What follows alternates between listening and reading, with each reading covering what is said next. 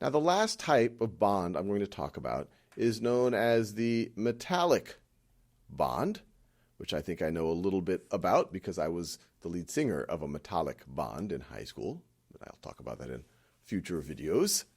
But let's just take one of our metallic atoms here. So iron is a good example. Iron is maybe one of the most referred to metals.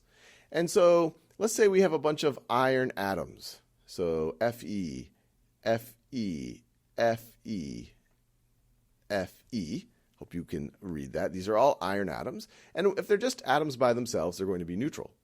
But when they are mushed together, they will form a metallic bond. It makes sense because they're metals. And what's interesting about metallic bonds, I'll draw it down here, is that metals like to share their electrons with the other metals. It kind of forms the sea of electrons.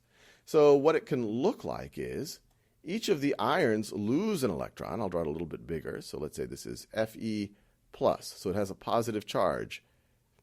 Fe plus has a positive charge. Fe plus. These are all iron ions, you can imagine. Fe plus.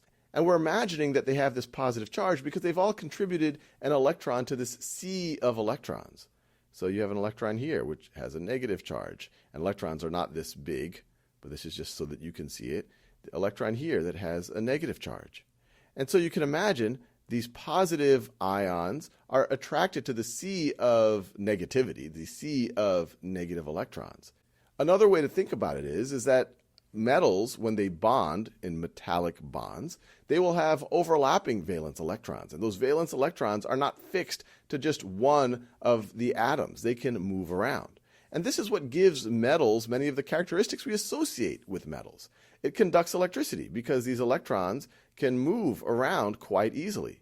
It makes them malleable. You can bend it easily. You can imagine these iron ions in this pudding or this sea of electrons. So you can bend it, it doesn't break. Well, if you were to take a bar of a salt right over here, and if you were to try to bend it, it's very rigid. It is going to break. So there we have it, the types of bonds.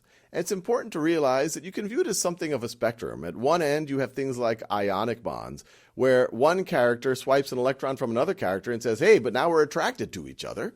And you get something like salt.